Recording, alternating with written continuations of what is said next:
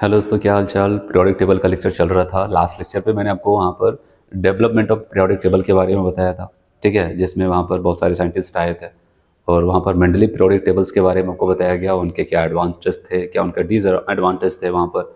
फिर वहाँ पर मॉडर्न पीरियोडिक्स लॉ भी आया, मोजले ने दिया था जो वहाँ पर वो सारी चीज़ें। और उसके बाद फिर मैंने आपको वहाँ पर, ठीक है, जो IPC nomenclature greater than 100 atomic number वाले जो लोग थे उनके नोमेनक्लेचर का एक तरीका भी आपको बताया था, ठीक है। ये सारी चीज़ें लास्ट लेक्चर में हो गई थी। आज हम लोग यहाँ से ऐसा कह सकते हैं जिससे क्वेश्चन पूछे जाने के सब ज़्यादा चांसेस होते हैं, उस टॉपिक पे आने वाले हैं यहाँ पर।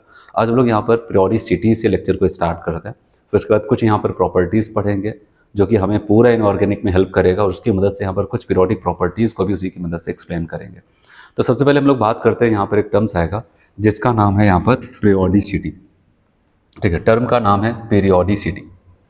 और जब पीरियोडिसिटी की अगर हम बात करते हैं तो यहाँ पर आपको ये बताया गया पीरियोडिसिटी के बारे में कि अगर हम पीरियोडिक टेबल्स में चलते हैं, चाहे लेफ्ट टू राइट चलते हैं, टॉप टू बॉटम चलते हैं, जो प्रॉपर्टीज़ में जैसे हम चलते हैं पीरियोडिक टेबल्स को रीड करते हैं, धीरे धीरे जो परिवर्तन होता है, ठीक है, प्रॉपर्टीज़ में, उसी को हम कहते हैं उसकी पीरियोडिक प्रॉपर्टीज़, या फिर ऐसे भी कह सकते हैं एक समय अंतराल के बाद जो प्रॉपर्टीज़ फिर से रिपीट हो जाती है, इसी को हम उसकी पीरियोडिसिटी भी कहते हैं, ठीक है। तो ऐसा कुछ यहाँ पर होगा। तो चलिए यहाँ पर देखते हैं।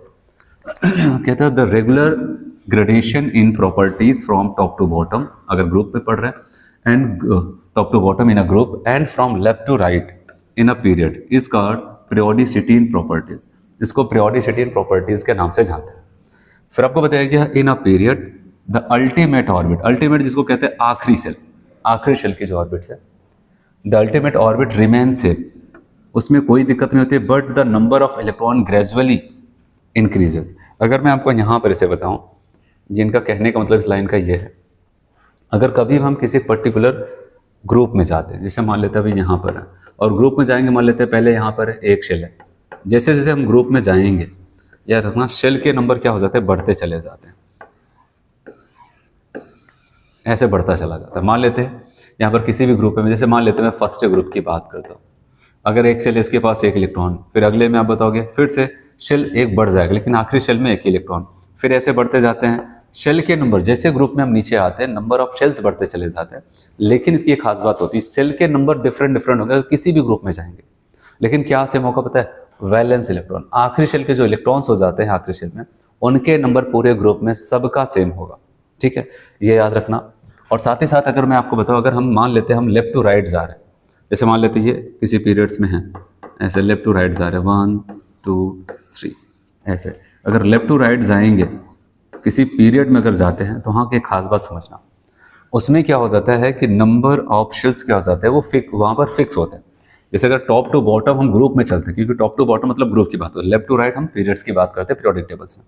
अगर कभी भी लेफ्ट टू राइट जाएंगे, उसमें शेल के नंबर सेम हो, जैसे 1 2 3, इसमें भी 1 2 3 1 2 3 ऐसे ही होगा। बस इसमें क्या बदलेगा आपको, तो number of electron valence shell, जैसे इसमें एक है तो इसमें एक और इलेक्ट्रॉन आ जाएगा, 2 हो जाएगा, अगले बढ़ेंगे एक और इलेक्ट्रॉन, जैसे जैसे हम क्या होता है पीरियड में आगे बढ़ते जाएंगे, एक एक एलिमेंट्स में आगे एक एक इलेक्ट्रॉन के नंबर बढ़ते जाते हैं। सेल के number constant, number of electrons क्या हो जाते हैं, वो बदलते रहते हैं। लेकिन वही ग्रुप में अगर जाते हैं तो याद रखना, ऊपर से नीचे जाते हैं, सेल के नंबर बदलते हैं, लेकिन आखिरी सेल के इलेक्ट्रॉनों के नंबर कांस्टेंट होते हैं। तो ये चीज़ आपको ध्यान देना है कि कभी भी अगर हम, क्योंकि जो भी प्रॉपर्टीज पीरियोडिक टेबल्स में हम पढ़ेंगे, वो सारी की सारी प्रॉपर्टीज याद रखना, या तो हम टॉप टू बॉटम में जाकर के पढ़ेंगे किसी ग्रुप में जिसको कहते हैं, और लेफ्ट टू राइट किसी पीरियड्स में जाकर के हम उसको पढ़ते हैं। तो ऐसा कुछ यहाँ पर होगा। तो चलिए वही आपको यहाँ पर बताता है, मैं इसको मिटा रहा हूँ, फिर से स्टेटमेंट में आते हैं। और आपको ये बताया गया पीरियोडिसिटी प्रॉपर्टीज में, कह रहे इन अ पीरियड अल्टीमेट मतलब आखिरी शेल, जिसको बैलेंस शेल कहते हैं, ठीक है, outer shell, ultimate orbit remain same in a period the ultimate orbit, याद रखना जो आखिरी शेल वहां पर सेम होता है, ठीक है, but number of electron gradually increase, जो मैं लेफ्ट टू राइट कर रहा था, सेल के नंबर जो अभी मैंने एग्जांपल बताया 3 3 सब में थे, इलेक्ट्रॉन्स एक एक बढ़ता जा रहा था। लेकिन वह अगर ग्रुप में बात करते हैं तो भाई the number of electron in ultimate orbit remain same but the value of an increase, लेकिन एन की जो वैल्यू है वो क्या कर जाएगी, वो इंक्रीज कर जाएगी, ठीक है। तो ऐसा कुछ होगा, एन का मतलब नंबर ऑफ शेल्स, वो इंक्रीज कर जाएगा, लेकिन आखिरी शेल के जो इलेक्ट्रॉन्स है वो कांस्टेंट होंगे। फिर आपको और क्या बताया गया यहाँ पर, ये स्टेटमेंट वाले हैं, तो हम प्रॉपर्टीज पे पहुंचेंगे, ठीक है। कह रहे हैं कि पीरियोडिसिटी का मतलब एक समय अंतराल के बाद अपनी प्रॉपर्टीज को रिपीट करना। वो कौन सा समय अंतराल है जिसके बाद अगर हम एलिमेंट्स को एटॉमिक नंबर के बेसिस पे अरेंज करें पीरियोडिक टेबल्स में तो बार बार प्रॉपर्टीज रिपीट होगी। तो वहां पर आपको बताया गया, कह रहा है in periodic tables elements with similar properties occur at interval, किस इंटरवल में, 2, 8, 8, 18, 18, 32। इस क्रम में वो क्या हो जाएगा, प्रॉपर्टीज बदलेंगे। पहले 2 का अंतर होगा प्रॉपर्टीज को रिपीट करने में, फिर 8 का चेंज आएगा, फिर नेक्स्ट 8 का चेंज आएगा, फिर 18 एलिमेंट्स के बाद प्रॉपर्टीज रिपीट होगी, फिर 18 के बाद फिर 32, ऐसे वहां पर होगा। और बताया गया ये जो हमें इंडिकेट करता है इतने एलिमेंट्स के बाद क्रम से अगर शुरू से हम स्टार्ट करेंगे तो वो प्रॉपर्टीज रिपीट करता है। इसी को एक नाम ऐसा दे दिया जाता है, नंबर्स को कहते हैं भाई ये तो एक मैजिक नंबर है, ठीक है। इस नंबर के बाद वहां पर प्रॉपर्टीज को बार बार दोहरा रहा है, रिपीट करवा रहा है, ठीक है। तो ये थ्योरेटिकल पोर्शन कंप्लीट हुआ। अब समझने वाली चीजों पे आता है। अब बात करते हैं, यहाँ पर मैं 3 टर्म आपको सिखाऊंगा, अगर आपको वो समझ में आ जाता है, अच्छे से फील होने लगता है, तो याद रखना कि आपको पूरा पीरियोडिक टेबल्स, पीरियोडिक प्रॉपर्टीज समझ में आएगी। और इसी की मदद से याद रखना कि आगे पूरा इनऑर्गेनिक जो हम लोग पढ़ेंगे वहाँ पर ब्लॉक्स वगैरह जब पढ़ना स्टार्ट करेंगे वो भी आपको अच्छे से समझ में आएगा, क्योंकि सब कुछ बेस्ड होगा ये 3 प्रॉपर्टीज, एक न्यूक्लियर चार्ज, एक स्क्रीनिंग इफेक्ट और एक होगा यहाँ पर इफेक्टिव न्यूक्लियर चार्ज। ये 3 टर्म अगर आपको क्लियर है, इसी का पूरा खेल है जिसकी वजह से प्रॉपर्टीज वहाँ पर चेंज होती। सबसे पहला जो टर्म है बेसिक्स है, जिसका नाम हम लिखते हैं यहाँ पर, कहेंगे न्यूक्लियर चार्ज है। क्या है वहाँ पर, न्यूक्लियर चार्ज, ठीक है, यहाँ पर न्यूक्लियर चार्ज। और न्यूक्लियर चार्ज का मतलब क्या हो जाता है, जैसे कि मैं आपको यहाँ पर पहले एक एटम दिखाऊंगा, ये रहा उसका न्यूक्लियस, ये उसके शेल्स हो जाते हैं, ठीक है, ऐसे। तो यहाँ पर याद रखना कि न्यूक्लियर चार्ज की बात करते हैं तो हम क्या करते हैं, किसी भी एटम के न्यूक्लियस में जाएंगे, ठीक है, कहाँ पर पहुंचे, न्यूक्लियस। और किसी भी एटम के न्यूक्लियस में कौन बैठा है, न्यूट्रॉन और प्रोटॉन। न्यूट्रॉन का कोई मतलब नहीं है, हम प्रोटॉन की बात करते हैं जिसके ऊपर पॉजिटिव चार्ज है, क्योंकि न्यूक्लियर चार्ज मतलब न्यूक्लियस में जो चार्ज है, न्यूक्लियस में जो चार्ज है वो प्रोटॉन की वजह से है। बताया गया न्यूक्लियस में प्रोटॉन के ऊपर जितने भी प्रोटॉन्स हैं उनके द्वारा जितना नेट चार्ज होता है उसी को हम क्या बोलते हैं, न्यूक्लियर चार्ज कहते हैं। न्यूक्लियस में कौन बैठा है, प्रोटॉन। प्रोटॉन क्या लेके बैठा है, पॉजिटिव चार्ज। तो बताओगे न्यूक्लियस के पास नेट जितना चार्ज होता है वही उसका क्या कहलाता है, न्यूक्लियर चार्ज। तो चार्ज किसकी वजह से, प्रोटॉन। और याद रखना एक प्रोटॉन के ऊपर 1 यूनिट का पॉजिटिव चार्ज होता है। अगर 10 प्रोटॉन है तो 10 यूनिट का पॉजिटिव चार्ज होगा। तो जितने प्रोटॉन होंगे उतना यूनिट का पॉजिटिव चार्ज उसके ऊपर होगा। तो इसीलिए जब हमसे न्यूक्लियर चार्ज बोला जाए तो हम न्यूक्लियस में जाकर के सारे प्रोटॉन के नंबर को देखेंगे, कहेंगे कि जितने प्रोटॉन है उसकी वजह से यहाँ पर न्यूक्लियर चार्ज है। वही आपको बताया गया, nuclear charge is the total charge of the all protons in nucleus. Nucleus में प्रोटॉनों के द्वारा टोटल जो चार्ज होता है उसी क्या बोलते हैं वहाँ पर, न्यूक्लियर चार्ज कहते हैं। बताया गया it is same value as atomic number. और वो कितना चार्ज होगा, अब बताओ, जितना उसका एटॉमिक नंबर। जैसे एटॉमिक नंबर 10, आपको पता है एटॉमिक नंबर का मतलब क्या होता है, प्रोटॉन के नंबर। अगर एटॉमिक नंबर 10 है इसका मतलब उसके पास टोटल प्रोटॉन कितने हैं, 10 है। प्रोटॉन जब उसके पास 10 है तो इसका मतलब वहाँ पर 10 यूनिट का पॉजिटिव चार्ज है। तो इसलिए बताइए कितना पॉजिटिव चार्ज होगा, जितना उसके पास एटॉमिक नंबर है, ठीक है, या फिर जितना उसके प्रोटॉन है उतना यूनिट का पॉजिटिव चार्ज होगा। और अगर आप यहाँ पर ध्यान दें कि अगर हम पीरियोडिक टेबल में चलते, ठीक है, लेफ्ट टू राइट चलेंगे, क्योंकि पीरियोडिक टेबल में पढ़ने की 2 ही प्रॉपर्टीज हैं। हम या तो पीरियड्स में जाकर के पढ़ते हैं या तो हम ग्रुप में जाकर के पढ़ते हैं, ये 2 तरीके। अब पीरियड्स में जाकर के पढ़े, ग्रुप में जाकर के पढ़े, कैसे क्या होगा उसको समझते हैं। याद रखना न्यूक्लियर चार्ज किसके भरोसे है, नंबर ऑफ प्रोटॉन, जेड के बराबर। कह रहे अगर जेड वैल्यू बढ़ेगी तो न्यूक्लियर चार्ज बढ़ेगा, जेड अगर कहीं घट रहा होगा तो घट जाएगा। तो अगर हमें पता है कि अगर लेफ्ट टू राइट जाते हैं, बताओ क्या लगता है आपको, प्रोटॉन के नंबर बढ़ते हैं कि घटते हैं, बढ़ते हैं। आपको देखो यहाँ पर अब बताओगे beryllium, boron, carbon, nitrogen, oxygen, fluorine, तो क्रमशः क्या हो रहा है, लेफ्ट टू राइट जाते हैं, एक एक इलेक्ट्रॉन बढ़ता जा रहा है। एक एक इलेक्ट्रॉन मतलब एटॉमिक नंबर बढ़ता जा रहा है। एटॉमिक नंबर बढ़ रहा है मतलब न्यूक्लियस में प्रोटॉन बढ़ते चले जा रहे हैं।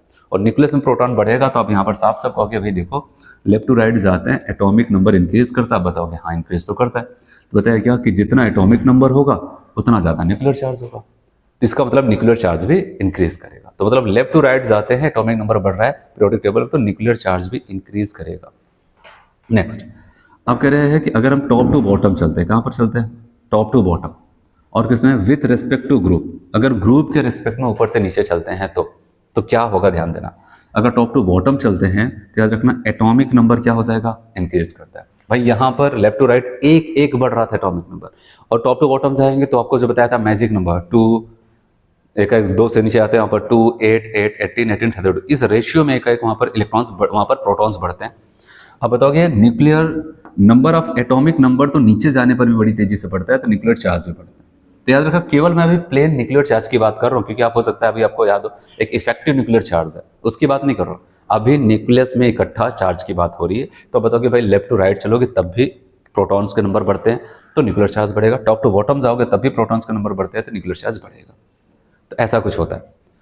अब यहाँ पर अब अगला टर्म मैं आपको सिखाने जा रहा हूँ, नाम है वहाँ पर स्क्रीनिंग या फिर शेडिंग इफेक्ट। स्क्रीनिंग या फिर शेडिंग इफेक्ट क्या होता है मैं पहले आपको समझाऊंगा, तब यहाँ पर रीड करूंगा, क्योंकि यही 2-3 टर्म्स है। अगर ये समझ में आ गया फिर उसके बाद तो कोई दिक्कत है ही नहीं, ठीक है। तो आपको सारी चीज़ें समझ में आएंगी। और वहाँ पर अगर मैं चलूँ तो मैं आपको बताऊँ स्क्रीनिंग इफेक्ट की बात होने जा रही है, ठीक है, या फिर शील्डिंग इफेक्ट। स्क्रीनिंग या फिर शील्डिंग इफेक्ट की बात होने जा रही है। तो देखना यहाँ पर क्या होगा, मैं आपको समझाऊँ। ये हमारा न्यूक्लियस है, इसके बाहर ऐसे पहला शेल, दूसरा शेल, तीसरा शेल, ऐसे कई सारे शेल्स लगे हैं, ठीक है। और सब में इलेक्ट्रॉन्स भरा होगा। मान लेते हैं यहाँ पर आखिरी शेल में भी इलेक्ट्रॉन है ऐसे, और अंदर भी इलेक्ट्रॉन्स होंगे। मैं सारे इलेक्ट्रॉन नहीं, कुछ इलेक्ट्रॉन को आपको दिखाना चाह रहा हूँ बस, ठीक है। ऐसे इलेक्ट्रॉन्स भरे हैं, ठीक है, बहुत सारे इलेक्ट्रॉन्स ऐसे यहाँ पर भरे हैं। अगर आप एक पल के लिए सोचो, क्या ये इलेक्ट्रॉन एक इलेक्ट्रॉन के साथ रहना पसंद करेगा? नहीं। क्यों नहीं करेगा? क्योंकि इलेक्ट्रॉन इलेक्ट्रॉन के ऊपर क्या सेम चार्जेस है, और सेम चार्जेस हमेशा एक दूसरे को क्या करते हैं, वहाँ पर रिपल्शंस लगाते हैं। वैसे यहाँ पर भी ये क्या करेंगे, रिपल्शंस लगाएंगे। अगर हमें स्क्रीनिंग इफेक्ट को समझना है या फिर शील्डिंग इफेक्ट जिसको कहते हैं उसको समझना है, तो हमें इस आखिरी इलेक्ट्रॉन की दशा को समझना है। आखिरी शेल जो है इसको कहते हैं वैलेंस शेल, ठीक है, इसी को हम कहते हैं यहाँ पर वैलेंस शेल, या फिर इसको क्या बोलते हैं यहाँ पर आउटर शेल कहते हैं, आउटर शेल, वैलेंस शेल या फिर आउटर शेल के नाम से इसको जाना जाता है।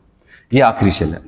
और अगर हम बात करते हैं आखिरी शेल है, तो इसी आखिरी शेल की स्थिति को अगर आप समझ गए तो आपको पूरा का पूरा स्क्रीनिंग इफेक्ट समझ में आएगा। इन्हीं की तरह ये लोग भी हैं, लेकिन ये इसको देखना पसंद नहीं करते हैं। ये लोग क्या कर जाते हैं, सेम चार्ज होने के लिए इसके ऊपर क्या करेंगे, रिपल्शंस। ये भी क्या करेगा, रिपल्शंस। ये भी क्या कर रहा है, सब के सब लगे हुए हैं इसके ऊपर क्या, रिपल्शंस लगा है। हाँ समझ। तो आप ये बताओगे, और अच्छा इनको ये अगर रुके हैं, इतने लोग इनका विरोध कर रहे हैं, तो ये रुका है तो क्यों रुका है?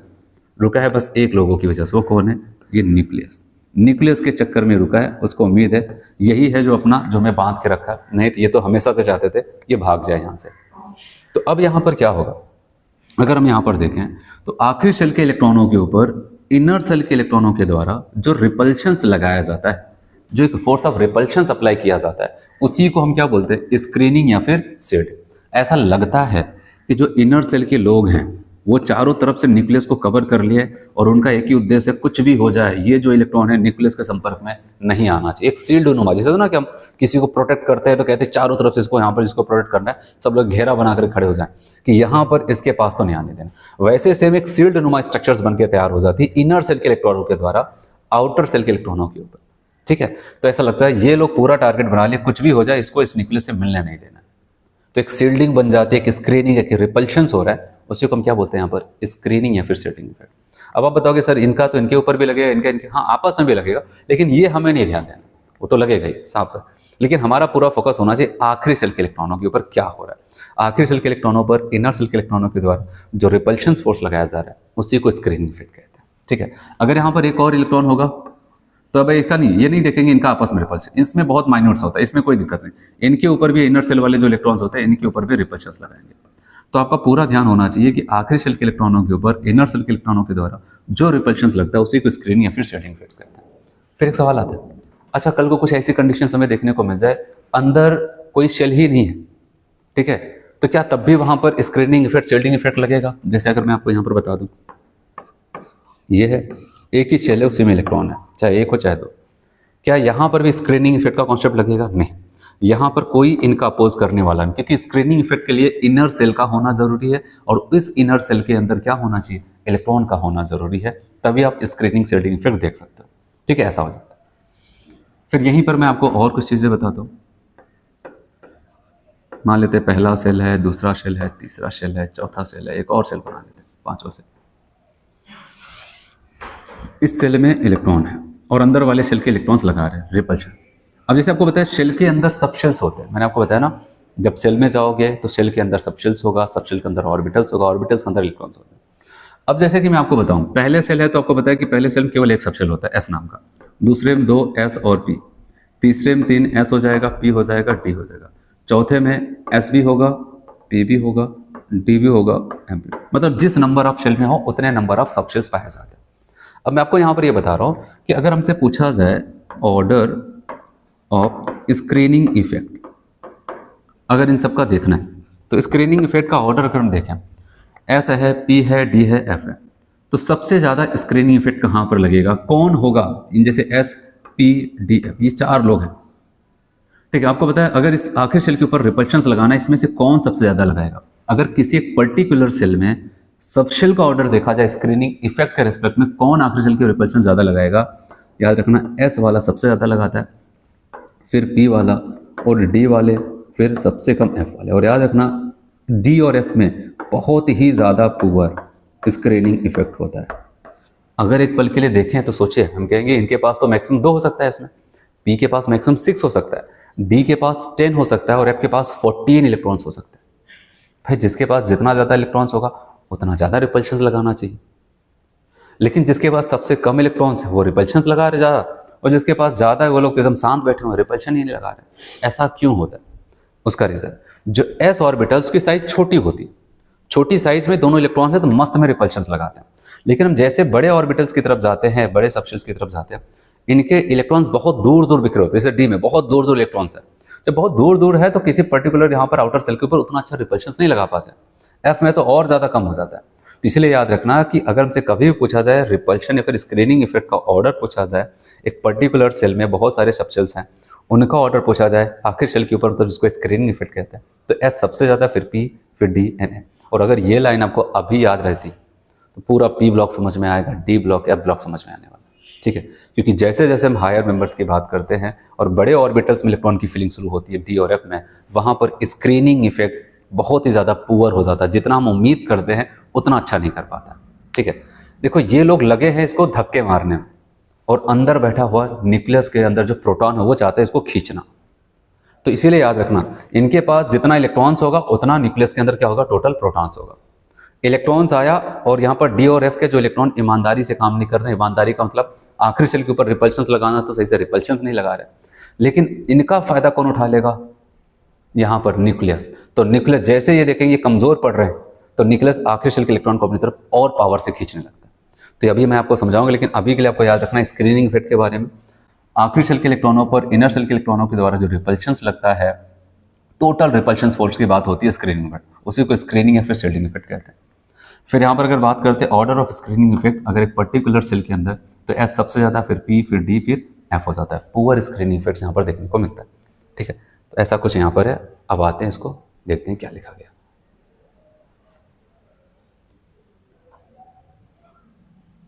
ठीक है, तो पहला इफेक्ट मैं आपको बताने जा रहा हूँ स्क्रीनिंग या फिर जिसका नाम चलता है शील्डिंग इफेक्ट। ये 2 पॉइंट्स खास करके, स्क्रीनिंग इफेक्ट, शील्डिंग या फिर दूसरा जेट इफेक्ट, ये समझ में आया तो फिर कोई दिक्कत नहीं। स्क्रीनिंग या फिर शील्डिंग इफेक्ट की बात करते हैं। कह रहे the decrease in force of attraction on valence shell due to the inner shell electron is called screening effect.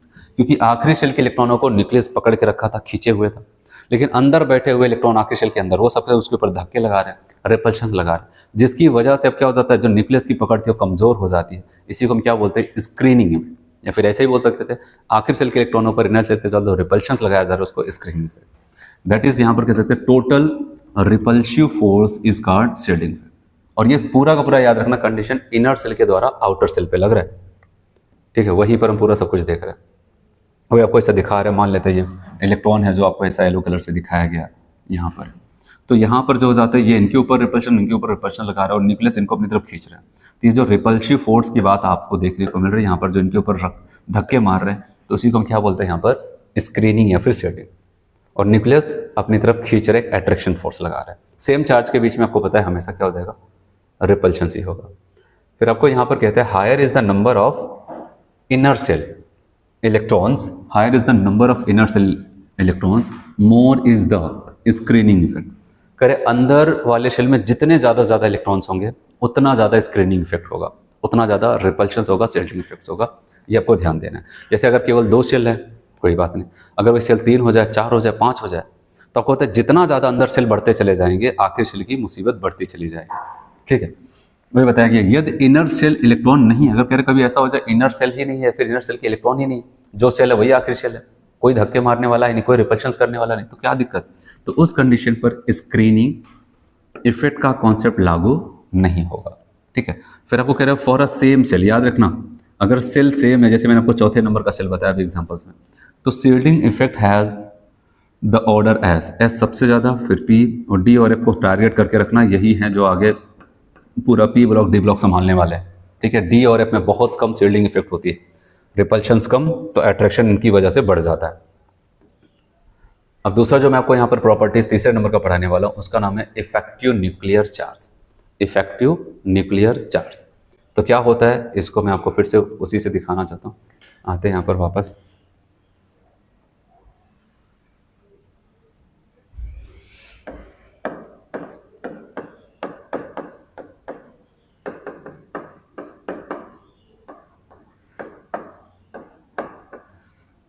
Effective nuclear charge जिसको हम Z इफेक्टिव ऐसे या फिर हम Z स्टार से भी दिखा सकते हैं। ठीक है, इफेक्टिव न्यूक्लियर चार्ज ये क्या होता होगा समझते हैं।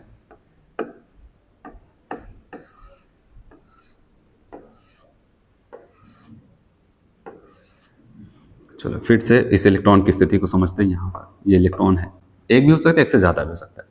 अंदर वाले इलेक्ट्रॉन बैठे हैं, उनका विचार आपको पता है वो क्या चाहते हैं, सबके सब इसके ऊपर रिपल्शंस पर रिपल्शंस लगाया जा रहा है।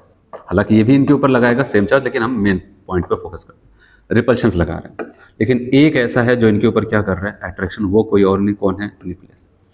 न्यूक्लियस इसके ऊपर अट्रैक्शंस लगा रहे हैं और अंदर बैठे हुए इलेक्ट्रॉन इसके ऊपर रिपल्शंस लगा रहे हैं। अगर मान लेते हैं एग्जाम्पल, ऐसे एग्जाम्पल मैं ले रहा हूँ जिससे कि आप इस कॉन्सेप्ट को समझ पाएं। एक एग्जाम्पल के तौर पर अगर मैं बात करूँ, मान लेते हैं इस न्यूक्लियस से पूछा जाए भाई ये बताओ तुम आखिरी शेल के इलेक्ट्रॉन को कितने फोर्स से खींच रहे हो। एक एग्जाम्पल मैं दे रहा हूँ, तो ये मान लेते हैं कहता है कि भाई मैं तो 10 न्यूटन का फोर्स उसके ऊपर लगाया हूँ, आखिरी शेल के इलेक्ट्रॉनों के ऊपर। कहा गया ठीक है। फिर इनसे पूछा गया कि मैंने इनसे कहा जाए कि भाई न्यूक्लियस से पूछा गया, वो तो कह रहा है कि तुम्हारे ऊपर 10 न्यूटन का फोर्स लगा के खींच रहे। तो पूछा गया नहीं भाई मैं तो केवल 3 न्यूटन का ही फोर्स एक्सपीरियंस कर पा रहा हूँ। तो सवाल आता है ये झूठ बोल रहा है या फिर ये झूठ बोल रहा है। तो आप बताओगे दोनों सही बोल रहे हैं। ये जितना लगाना था उतना लगा रहा है और ये जितना महसूस कर रहा है वो उतना बता रहा है। लेकिन हुआ क्या, तो आप बताओगे कि ये पूरा 10 न्यूटन तो लगा रहा था, लेकिन अंदर बैठे हुए इसका मतलब जो इलेक्ट्रॉन्स हैं इसके ऊपर क्या कर सकते हैं, रिपल्शंस का 7 न्यूटन का फोर्स लगा रहे होंगे। एक एग्जांपल के तौर पे अगर देखा जाए तो 7 न्यूटन का फोर्स रिपल्शंस का लग रहा है और 10 का यहाँ पर अट्रैक्शंस का लग रहा है। तो इनसे पूछा जाए नेट कितना महसूस कर रहा है, कहेगा भाई मैं तो केवल 3। जो नेट महसूस कर रहा है, आप बताओगे आखिरी शेल का इलेक्ट्रॉन, ठीक है, न्यूक्लियस के द्वारा नेट जितना फोर्स ऑफ अट्रैक्शन फील्स करता है उसी को हम क्या बोलते हैं, इफेक्टिव न्यूक्लियर चार्ज कहते हैं। ठीक है, तो क्या 10 बोलेंगे इफेक्टिव न्यूक्लियर चार्ज, नहीं। क्या 7 नहीं, ये जितना महसूस कर रहा है, कितना कर रहा है, 3। तो इसलिए क्या हो जाता है कि आप बताओगे ये क्यों कम महसूस कर पा रहा है, ये तो लगा ज्यादा रहा है, क्योंकि इनर सेल के इलेक्ट्रॉन इसके ऊपर क्या लगा रहे हैं, रिपल्शंस लगा रहे हैं। ठीक है, इसीलिए यहाँ पर आपको एक कॉन्सेप्ट बताया जाता है, कहा जाता है जेड इफेक्टिव बराबर, ये जेड केवल अगर मैं लिख रहा हूँ ये न्यूक्लियर चार्ज है, माइनस यहाँ पर सिग्मा। सिग्मा स्क्रीनिंग इफेक्ट नहीं है, इसको एक टर्म दिया जाता है स्क्रीनिंग कांस्टेंट। जेड हमारा हो जाएगा न्यूक्लियर चार्ज, मतलब जो टोटल प्रोटॉन की वजह से यहाँ पर जो चार्ज है, न्यूक्लियर चार्ज। और सिग्मा क्या हो जाएगा, आप बताओगे यहाँ पर सिग्मा, इसको कहेंगे screening constant.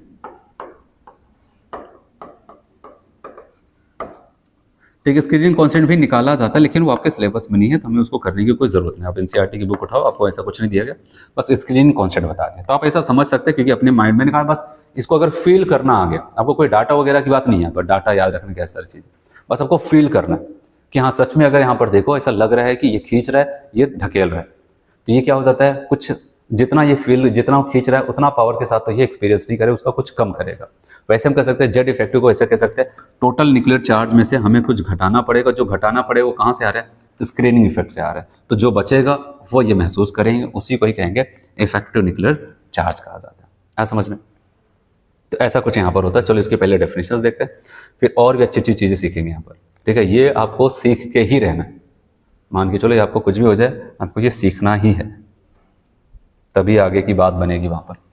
Effective nuclear charge Z effective, फिर जेड स्टार भी कहा जाता है। ड्यू टू स्क्रीनिंग इफेक्ट, अंदर वाले सेल के द्वारा रिपल्शंस, वैलेंस इलेक्ट्रॉन एक्सपीरियंस महसूस करेगा less force of attraction exerted by nucleus.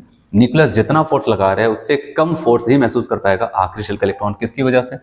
Screening effect की वजह से। इसका मतलब क्या होगा कि the total attraction force experience by the valence electron स्कॉट जेट, नेट जितना अट्रैक्शन वो महसूस कर रहा है, जैसे मैंने आपको एग्जांपल्स बताया, तो वो 3 ही महसूस कर रहा था, हम कहते हैं उस 3 को ही हम क्या बोलेंगे? उस 3 को कहा जाएगा उनका इफेक्टिव न्यूक्लियर चार्ज। जो 10 लगा रहा, 10 को कहेंगे उनका न्यूक्लियर चार्ज। ऐसा कह सकते हैं जो 7 वहाँ पर रिपल्शंस लग रहा था, उनको कहते हैं उनका स्क्रीनिंग कांस्टेंट, फिर स्क्रीनिंग इफेक्ट। ठीक है, ऐसे। इसलिए यहाँ पर आपको एक फॉर्मूला बताया गया, जेड बराबर जेड इफेक्टिव बराबर जेड माइनस सिग्मा। आपको बताया गया न्यूक्लियर चार्ज क्या, स्क्रीनिंग कांस्टेंट और शील्डिंग कांस्टेंट के नाम से इनको जाना जाता है। चलो अब यहां पर आपको ऐसा देखना है कि क्या आपको ऐसा महसूस हो रहा है कि नहीं। ठीक है, जैसे कि अगर मैं आपको बताऊं, यहां पर ऐसे हमारे पास ऐसे मान लेते हैं एक न्यूक्लियस था, ठीक, कोई एटम था एक्स नाम का, उसके पास 10 प्रोटॉन थे, 10 इलेक्ट्रॉन थे। मान लेते उसके आखिरी शेल में ऐसे मैंने 3 इलेक्ट्रॉन ऐसे निकाल दिया, ऐसे बना दिया जो भी। ठीक है, और भी हो सकता है, जितना भी आप मान लो। ठीक है, अब मान लेते हैं कि कोई भी है, उसके पास 10 इलेक्ट्रॉन थे, 10 प्रोटॉन। ऐसे एग्जांपल मैं ले लेता हूँ, कोई मैं अभी आपको वहाँ पर कोई कॉन्फ़िगरेशन करके नहीं दिखा रहा हूँ कि वहाँ पर जा रहे, बस मैं आपको ऐसे बता रहा हूँ। अगर 10 इलेक्ट्रॉन है, 10 प्रोटॉन है, तो मतलब 10 प्रोटॉन जो न्यूक्लियस में बैठा है वो 10 इलेक्ट्रॉन को अपनी फोर्स की वजह से बांध करके रखा है, तभी वो बॉन्डेड सिस्टम में है। लेकिन अगर कुछ ऐसा हो जाए कि मैंने 2 इलेक्ट्रॉन को निकाल दिया, क्या कर दिया? 2 इलेक्ट्रॉन को निकाल दिया। अब इलेक्ट्रॉन कितना होगा बताओ? अब बताओगे इलेक्ट्रॉन तब तो 8 बचेगा, लेकिन प्रोटॉन कितना होगा? प्रोटॉन को हमने निकाला क्या? नहीं, प्रोटॉन तो न्यूक्लियस में पहले भी 10 था, अब भी 10 है। प्रोटॉन का एक ही सपना है, इलेक्ट्रॉन को अपनी तरफ खींच लिया जाए, चाहे जैसे, हमेशा खींचता रहता है। जब 10 प्रोटॉन थे, उनको 10 इलेक्ट्रॉन को खींचना था, तो सबको थोड़ी थोड़ी फोर्स लगा करके सबको खींच रहे थे। लेकिन आप खुद सोचो कि अगर उसमें से 2 इलेक्ट्रॉन निकल गए, अब बचा केवल 8 इलेक्ट्रॉन। अब अगर न्यूक्लियस से कहा जाए कि अब भी उतने ही खींचोगे जितना पहले खींचते थे, अब ज़्यादा खींचने लगोगे। अब कहेगा भाई पहले मैं 10 लोग को खींचना था, अपनी पूरी पावर मुझे 10 इलेक्ट्रॉनों पे लगानी थी, अब अपनी पावर केवल 8 पे लगानी है, तो हम ज़्यादा खींच लेंगे।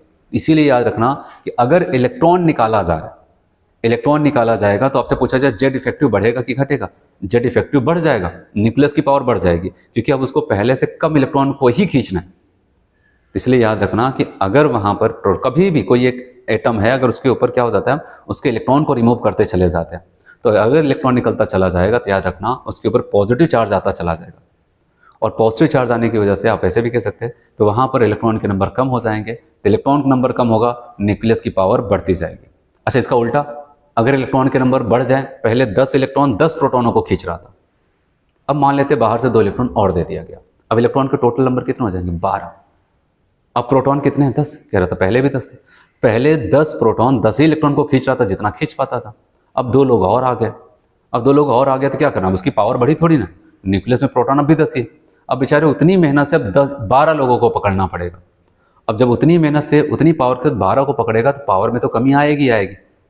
तो इससे ये साफ लगता है कि अगर आउटर सेल में इलेक्ट्रॉन को बढ़ाते जाएंगे, ठीक है, कोई एक पर्टिकुलर एटम था, उसमें अगर हम इलेक्ट्रॉन को बढ़ाते जाएंगे तो इफेक्टिव न्यूक्लियर चार्ज कमज़ोर पड़ने लगेगा, और अगर इलेक्ट्रॉन को निकालते जाएंगे तो इफेक्टिव न्यूक्लियर चार्ज मजबूत होता चला जाएगा, उसकी पावर बढ़ती जाएगी। ये महसूस होना चाहिए, ऐसा नहीं कि आपने लिख लिया, ठीक है, ये करने पर ये हो जाता है, ये करने पर। मैंने आपको बताया, आपको ये फील करना पड़ेगा, क्योंकि अगर फील होने लगा तो, क्योंकि बहुत बड़ी बात है, आप उसको एक्सपीरियंस कर सकते हैं आराम से एग्जाम्पल से, तो अगर वो फील होने लगा तो उसके बाद कोई दिक्कत है ही नहीं। आगे सारी चीज़ें आपको खुद जहाँ पर बताया जेड इफेक्टिव बढ़ा, आपको पता चल जाएगा, अच्छा न्यूक्लियस की पावर बढ़े, और न्यूक्लियस की पावर बढ़ेगी, उसका एक ही सपना है कि इलेक्ट्रॉन को खींच करके अपने न्यूक्लियस के करीब लेके आए। और स्क्रीनिंग इफेक्ट का सपना है कि आउटर सेल के इलेक्ट्रॉन को धक्का मार करके न्यूक्लियस से बाहर ही फेंक दिया जाए, मतलब कि न्यूक्लियस से कोई कनेक्शन ही ना रहे। ये दोनों का अपना अपना मकसद है, ठीक है। अगर एक कमज़ोर पड़ा तो दूसरा बढ़ेगा। अगर इलेक्ट्रॉन के नंबर बढ़ते जा रहे हैं किसी पर्टिकुलर सेल में, एटम में, तो जेड इफेक्टिव कमजोर होता चला जाएगा, और इलेक्ट्रॉन कम होता चला जाएगा तो बचे हुए कम ही इलेक्ट्रॉन को खींचना तो ज़्यादा खींचेगा। तो चलो वो कॉन्सेप्ट यहाँ पर आता है आपका। कहता है अगर एटम से हमने कुछ इलेक्ट्रॉन निकाल दिए, हमेशा याद रखना एटम से आप इलेक्ट्रॉन निकालोगे तो हमेशा क्या बन जाता है, केटायन, और केटायन बढ़ेगा तो जेड इफेक्टिव क्या हो जाएगा, इंक्रीज करता चला जाएगा, क्योंकि अब पहले से कम ही इलेक्ट्रॉनों को अपनी तरफ खींचना है न्यूक्लियस को। लेकिन वही जैसे इसका उल्टा प्लस एन ई का मतलब कुछ इलेक्ट्रॉन को इसके ऊपर ऐड कर दिया गया, तो क्या बन जाएगा, एनायन। और एनायन बढ़ने का मतलब आप देख रहे हैं इलेक्ट्रॉन बढ़ते जा रहे हैं, प्रोटॉन जितना था उतना फिक्स है। अगर प्रोटॉन कम पड़ते जा रहे हैं, इलेक्ट्रॉन बढ़ता जा रहा है, तो जाहिर बात प्रोटॉन की पावर कमजोर। अगर प्रोटॉन के नंबर आपको ज़्यादा दिख रहे हैं इलेक्ट्रॉन की तुलना में, ये कब दिखेगा, जब आपको वहाँ पर इलेक्ट्रॉन के नंबर कम कर दिए जाएंगे। पहले मान ले तो दोनों बराबर था, इलेक्ट्रॉन कम कर दिए, ये इलेक्ट्रॉन है, अब प्रोटॉन बढ़ा। अगर प्रोटॉन बढ़ा तो इनके रेस्पेक्ट में प्रोटॉन के नंबर ज़्यादा दिखने लगे तो जेड इफेक्टिव बढ़ जाएगा। पहले बराबर था, अगर इलेक्ट्रॉन के नंबर बढ़ने लगे तो अब इनके रेस्पेक्ट में प्रोटॉन नंबर कम तो इनकी पावर भी कम, और इनकी पावर मतलब जेड इफेक्टिव कम। तो अब आते हैं यहाँ पर, देखते हैं मेन कॉन्सेप्ट। अगर हम पीरियोडिक टेबल में चलते हैं, कहाँ पर चलते हैं, पीरियोडिक टेबल। और याद रखना अगर पीरियोडिक टेबल में जाते हैं तो मैंने कहा कि हमेशा याद रहना चाहिए, अगर पीरियोडिक टेबल आप पढ़ रहे हैं, दो ही रास्ते हैं इसको पढ़ने के, समझने के। पीरियोडिक टेबल में लेफ्ट टू राइट जाते हैं पीरियड्स में, और ग्रुप में टॉप टू बॉटम जाते हैं। अगर लेफ्ट टू राइट जाते हैं तो आप बताओगे जेड इफेक्टिव क्या हो जाएगा, इंक्रीज कर जाएगा, जेड इफेक्टिव इंक्रीज कर जाएगा। क्योंकि अभी आपको मैंने आपको बताया, यहाँ पर याद रखना, अगर लेफ्ट टू राइट जाते हैं तो क्या होता है आपको पता है, समझो यहाँ पर। अगर मैं ऐसे आपको एक एग्जांपल से समझाऊं क्यों लेफ्ट टू राइट जाने पर वो इंक्रीज कर जाता है।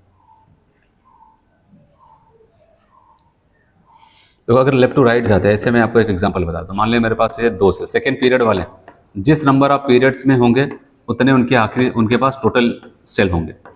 ऐसे देखना यहाँ पर क्या होगा, क्योंकि ये एक एक प्रॉपर्टीज आपके लिए बहुत इंपॉर्टेंट है। अगर मैं मान लेता हूँ यहाँ पर कुछ ऐसे था, आखिरी सेल में एक इलेक्ट्रॉन था, यहाँ पर एक और इलेक्ट्रॉन आ गया, यहाँ पर एक और इलेक्ट्रॉन आ गया, और ऐसे बढ़ेंगे तो यहाँ पर एक और इलेक्ट्रॉन आ जाएगा। ठीक, ऐसे ही तो होगा, तो एक और आ जाता है। ठीक, ऐसे चार हो जाते हैं। लेफ्ट टू राइट अगर जाते हैं इलेक्ट्रॉन के नंबर बढ़ा, और याद रखना इलेक्ट्रॉन बढ़ेगा तो प्रोटॉन भी बढ़ेगा, जैसे इलेक्ट्रॉन बढ़ेगा वहाँ पर प्रोटॉन भी बढ़ेगा, क्योंकि अगर न्यूट्रल एटम में इलेक्ट्रॉन प्रोटॉन बराबर है। तो सवाल आता है अगर लेफ्ट टू राइट जा रहे हैं, इलेक्ट्रॉन के नंबर तो बढ़ रहे हैं, साथ साथ प्रोटॉन भी बढ़ रहा है। जैसे मान लेते हैं पहले यहाँ पर हमारे पास 3 इलेक्ट्रॉन तो 3 प्रोटॉन, 4 इलेक्ट्रॉन तो 4 प्रोटॉन। ठीक है, यहाँ पर 5 हो जाता है तो 5 प्रोटॉन, 6 है तो 6 प्रोटॉन, ऐसे होता चला जाएगा। तो होता क्या है यहाँ पर, आप ध्यान दो कि होगा क्या। यहाँ पर सवाल आता है, मैंने यहाँ पर लिख दिया जेड इफेक्टिव बढ़ेगा, फिर सवाल आता है जब इलेक्ट्रॉन और प्रोटॉन दोनों साथ साथ बढ़ रहे हैं तो क्यों बढ़ाया जा रहा है इनको। ठीक है, कहते कांस्टेंट हो जाए, है कि नहीं। बल्कि अगर हम सोचे, नॉर्मली सोचे तो ये कहेंगे भाई देखो कोई ऐसा तो है नहीं केवल इलेक्ट्रॉन बढ़ रहे हैं फिर केवल प्रोटॉन बढ़ रहा है, दोनों साथ साथ बढ़ रहे हैं, जितने प्रोटॉन उतने इलेक्ट्रॉन है। तो क्यों ना हम कह दें कि भाई जेड इफेक्टिव को कांस्टेंट कर दिया जाए, लेकिन ऐसा नहीं होता। देखो मैंने आपको बताया था यहाँ पर जेड इफेक्टिव बराबर जेड माइनस सिग्मा, मतलब यही तो होता है, जेड इफेक्टिव बराबर जेड माइनस सिग्मा हो जाता है। और जेड क्या हो जाता है, न्यूक्लियर चार्ज प्रोटॉन की वजह से, और सिग्मा स्क्रीनिंग पर। इसके बाद जो इंचेस इसमें घटाएंगे जो बचेगा वो जेड इफेक्टिव है। लेकिन होता क्या, आपको पता है अगर लेफ्ट टू राइट जाते हैं ये बढ़ता चला जा रहा है जेड इफेक्टिव, क्योंकि प्रोटॉन के नंबर बढ़ रहे तो जेड बढ़ेगा। सवाल है इनके बारे में हम क्या सोचते हैं। ठीक है, इसमें ज़्यादा चेंजेस नहीं आ रहा है, बहुत माइन्यूट सा ही चेंज आ रहा होगा। क्यों, क्योंकि याद रखना, क्योंकि स्क्रीनिंग इफेक्ट के लिए जिम्मेदार कौन है, इनर सेल का इलेक्ट्रॉन। और आपको पता है इनर सेल में कितने इलेक्ट्रॉन है, हर एक केस में इनर सेल में 2 ही तो इलेक्ट्रॉन है। बताओ भाई, क्योंकि आखिरी सेल के इलेक्ट्रॉन्स बदलते हैं, इनर सेल में तो सेम है, सेल के नंबर भी सेम। तो अब इनर सेल के ये पहले क्या करता था, एक इलेक्ट्रॉन को धक्का मारता था, 2 लोग को मारेंगे, 2 लोग 3 लोगों को मारेंगे, और 2 लोग 4 लोगों को रिपल्शंस देंगे। इसलिए याद रखना कि ये जो आखिरी इलेक्ट्रॉन्स आते हैं यहाँ पर, जैसे हम लेफ्ट टू राइट बढ़ रहे हैं, इलेक्ट्रॉन आउटर सेल में एंटर करते हैं। अगर इनर सेल में एंट्री करते हैं तो हम कहते हैं कि भाई जेड भी सिग्मा भी बढ़ रहा होगा, क्योंकि इनको धक्के मारने के लिए अंदर वाले इलेक्ट्रॉन रिस्पॉन्सिबल होते हैं, इन्हीं के सेल वाले नहीं। तो अंदर वाले इलेक्ट्रॉन्स अगर देखा जाए सब जगह 2 ही तो है। जब सेल के नंबर वहां पर आप देख रहे हैं इनर सेल के इलेक्ट्रॉन्स के नंबर फिक्स हैं, कांस्टेंट हैं, तो उसकी वजह से सिग्मा पे बहुत ज़्यादा फर्क नहीं पड़ता। इनका फर्क ना पड़े तो अलग बात है, क्या इनका भी नहीं पड़ेगा तो कह रहे भाई प्रोटॉन बढ़ता जा रहा है तो खींचेंगे। इसलिए याद रखना कि अगर लेफ्ट टू राइट जाते हैं न्यूक्लियर चार्ज बढ़ता है, और स्क्रीनिंग कांस्टेंट या फिर स्क्रीनिंग फील्ड में बहुत ज़्यादा फर्क नहीं आता है, जिसकी वजह से आप बताओगे कि अगर हम जाते हैं तो जेड इफेक्टिव बढ़ता चला जाता है। हालांकि आपको ये याद रखना है, ठीक है, ये आपको याद रखना है कि कुछ ना पूछे तो आपको जरूर हमेशा से याद रखना है कि अगर हम किसी भी पीरियड्स में लेफ्ट टू राइट जाएंगे ऑलवेज इफेक्टिव न्यूक्लियर चार्ज बढ़ेगा, क्योंकि इन्हीं की मदद से सब कुछ सीखेंगे। ये तो आपको एकदम समझ में आना चाहिए। वही कह रहे हैं अगर हम टॉप टू बॉटम चलते हैं, कहाँ पर चलते हैं, टॉप टू बॉटम आते हैं, तो पहले कहा गया कि क्योंकि टॉप टू बॉटम जाते हैं दोनों घटनाएं घटती हैं। क्या घटता है आपको बताया, प्रोटॉन भी बढ़ेगा, शेल भी बढ़ेंगे। जैसे अब नीचे आ जाए आप, यहाँ पर ऐसे था, ऐसे हो जाएगा, तो आप बताओ कि शेल भी बढ़ गया, प्रोटॉन भी बढ़ गया, अब देख रहे इनर सेल भी बढ़ गया। तो टॉप टू बॉटम जाते हैं दोनों चीज़ें बढ़ जाती हैं। अब यहाँ पर इनर सेल पहले एक था, जैसे यहाँ पर आप देख रहे हैं यहाँ पर 2 हो जाता है, यहाँ पर 3 हो जाता है। आखिरी सेल में इलेक्ट्रॉन तो सेम रहेंगे, प्रोटॉन भी बढ़ रहा है, इनर सेल भी बढ़ रहा है। तो जिसकी वजह से अगर हम टॉप टू बॉटम में जाते हैं, देखने के लिए न्यूक्लियर चार्ज तो बढ़ेगा, लेकिन इफेक्टिव न्यूक्लियर चार्ज की बात हो रही है, पहले थोड़ा सा बढ़ता है, फिर उसके बाद कहता है कि बहुत माइन्यूट सा वहाँ पर चेंजेस आता है, जिसके लिए हम वहाँ पर रिमेन कॉन्स्टेंट की बात कर देते हैं। इसलिए टॉप टू बॉटम जाते हैं, जेड इफेक्टिव को बहुत बड़ा रोल हमें देखने को नहीं मिलेगा, बस यहाँ पर साइज का रोल देखने को मिलेगा, ठीक है। और लेफ्ट टू राइट जाएंगे तो कोई भी प्रॉपर्टीज आगे का मैं पढ़ाऊंगा आपको, लेफ्ट टू राइट अगर पीरियड्स में जाकर के पढ़ाऊंगा, याद रखना बिना इसके मैं बता ही नहीं सकता आपको जेड इफेक्टिव। और आपको अगर ये लाइन याद है कि लेफ्ट टू राइट जाने पर जेड इफेक्टिव पड़ता है, तो सारी चीज़ आपको समझ में आएगी। और जेड इफेक्टिव क्या होता है ये समझ में आ गया कि न्यूक्लियस की पावर जो इलेक्ट्रॉन को अपनी तरफ हमेशा खींचना चाहता है, कि कितना ज़्यादा अपनी तरफ खींच लें उसको, वही है जेड इफेक्टिव, ठीक है। और यहाँ पर टॉप टू बॉटम में ये कोई फर्क ज़्यादा डालता नहीं, इसलिए हम टॉप टू बॉटम में जेड इफेक्टिव का रोल बहुत कम देखेंगे। बस यहाँ पर साइज का रोल देखेंगे, कहेंगे कि नंबर ऑफ शेल्स बढ़ते चले जा रहे हैं, उसकी वजह से कोई भी प्रॉपर्टीज़ को एक्सप्लेन करेंगे, ठीक है। तो ये हो जाता है यहाँ पर।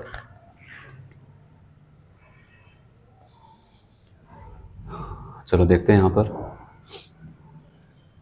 एक क्वेश्चन ऐसे डाल दिया मैंने, screening effect is not observed in. Screening effect कहाँ पर नहीं देखा जाएगा, जहाँ पर इनर सेल का इलेक्ट्रॉन्स नहीं होगा, जो शेल है वही आखिर होता है। हीलियम में अगर मैंने 1+ कहा तो यहाँ पर Li2+ हो जाए, हाइड्रोजन हो जाए, ये सब के सब केवल एक ही शेल है, उसी में जो इलेक्ट्रॉन प्रेजेंट है।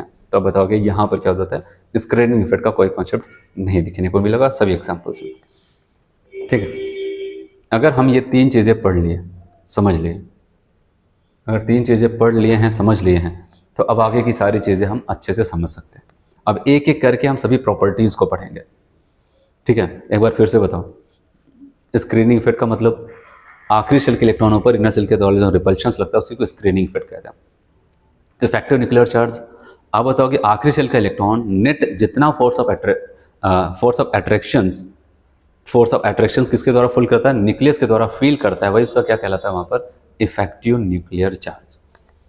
तो ऐसा सब कुछ वहाँ पर होता है, ठीक है। तो ये आपको यहाँ पर ध्यान देना है। तो चलिए अब अगर इतना हो चुका है, अब आते हैं हम प्रॉपर्टीज़ यहाँ से स्टार्ट करते हैं, क्योंकि अभी तो हम केवल टूल्स सीख रहे थे, जिसकी मदद से हम क्या करेंगे, आगे की प्रॉपर्टीज़ को अच्छे से समझ पाएंगे। अभी उन टर्म को हमने सीखा है, अब प्रॉपर्टी यहाँ से स्टार्ट होती है, जो पीरियोडिक प्रॉपर्टीज़ हम बोलते हैं, ठीक है। वो क्या होगा देखते हैं। यहाँ पर जो पहला है, यहाँ पर एटॉमिक रेडियस है। क्या है यहाँ पर, एटॉमिक रेडियस। किसी एटम की रेडियस को बताने की बात आती है। तो देखो अगर हमें वहाँ पर केवल अगर ऐसे बताना ही है, एक्सप्लेन करना है, तो हम ऐसे कह सकते हैं, ऐसे कोई एक एटम होगा, ठीक है, और एटम है तो एटॉमिक रेडियस किसको कहेंगे। तो एक सिंपल सी बात करता है, आप एटम को देखो, उसकी रेडियस नापना है तो आप न्यूक्लियस से पहुँचो। कहता है न्यूक्लियस से लेकर के आउटर मोस्ट जो भी सेल है जहाँ पर इलेक्ट्रॉन पाया जा रहा है, न्यूक्लियस से आउटर मोस्ट सेल के बीच की जो दूरी होती है उसी को हम क्या बोलते हैं, उस एटम की रेडियस कहते हैं। ऐसा समझ में, न्यूक्लियस से आउटर मोस्ट सेल के बीच की जो दूरी होती है उसी को हम क्या बोलते हैं, उसका एटॉमिक रेडियस कहा जाता है। ऐसा समझ में। तो ये चीज़ें यहाँ पर चलती है। तो कहने के लिए, बताने के लिए तो बड़ा आसान था कि आपने कहा कि न्यूक्लियस से आउटर मोस्ट सेल जहाँ पर इलेक्ट्रॉन पाया जा रहा है उनके बीच की जो दूरी है वही रेडियस है। लेकिन सवाल था क्या इतना आसान भी होगा उसको कैलकुलेट करना? इतना आसान नहीं। क्यों? क्योंकि ध्यान देना यहाँ पर, ये बहुत कठिन टास्क है कि हम किसी एटम की रेडियस को कैलकुलेट कर पाए। वो उतना आसान नहीं होता है कि हम किसी के एटम की रेडियस को कैलकुलेट कर पाए। उसके रीज़न क्या क्या? पहली बात कि आपको कोई एटम मिलेगा नहीं आइसोलेटेड फॉर्म में, ठीक है। हमेशा एटम किसी न किसी के साथ कंबाइंड फॉर्म में होता है। चलो आपने कहा चलो बड़ी मेहनत करके हम उसको एटॉमिक फॉर्म में उसका एटोमाइजेशन करा के उसको सिंगल कर लेंगे, अलग कर लेंगे। अब कैलकुलेट करके बताओ। याद रखना, अलग तो कर लोगे लेकिन एटम इतना ज़्यादा छोटा है, इतना ज़्यादा छोटा है कि हम उसकी रेडियस को कैलकुलेट ही नहीं कर सकते, बहुत ही ज़्यादा छोटा है। और दूसरी मेजर समस्या, मान लिया आपने कहा कि नहीं हम कल के करके रहेंगे, सवाल आता है कैसे करके रहोगे? क्योंकि एटम के जो रेडियस है यहाँ पर आखिरी से जो इलेक्ट्रॉन है कोई ऐसे थोड़ी ना घूमता है ऐसे गोल गोल। अब तो हमें वहाँ पर डी ब्रॉगलीज हाइपोथेसिस भी पता है कहते हैं वेव नेचर और पार्टिकल नेचर दोनों है। तो इलेक्ट्रॉन की याद रखना, ये कोई बाउंड्रीज भी फिक्स नहीं होती कि बस ऐसे जैसे यहाँ पर सर्किल बना दिया ऐसे ऐसे गोल गोल घूमेगा, नहीं।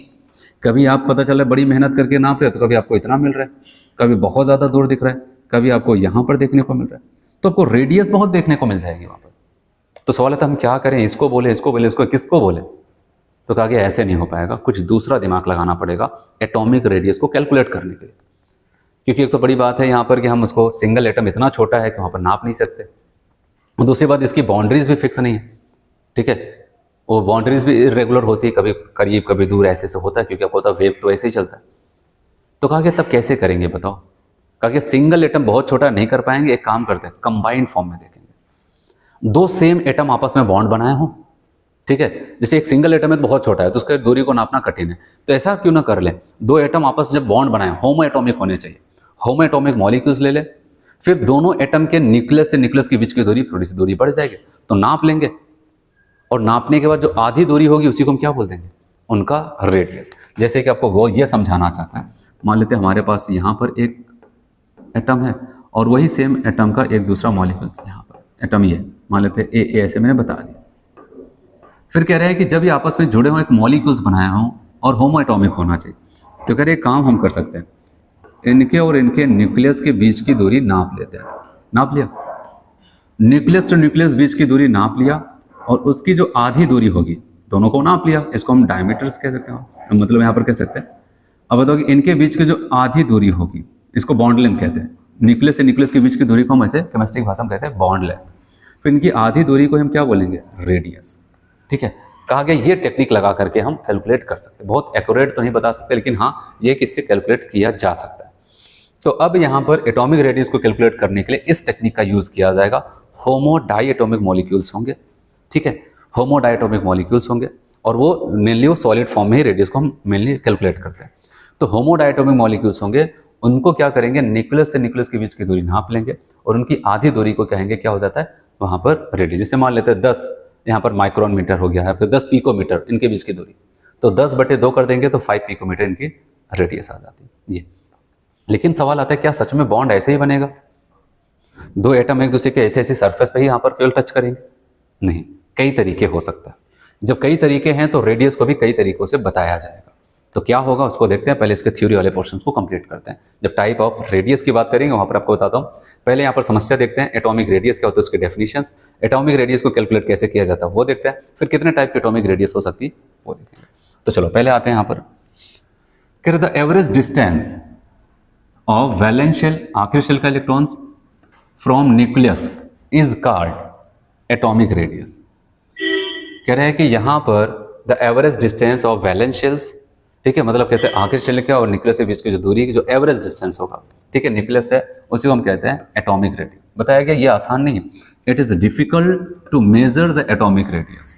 ये बहुत ज़्यादा कठिन होता है कि एटॉमिक रेडियस को मेजर किया जाए। क्यों? पहला reason, the isolation of single atom is very difficult.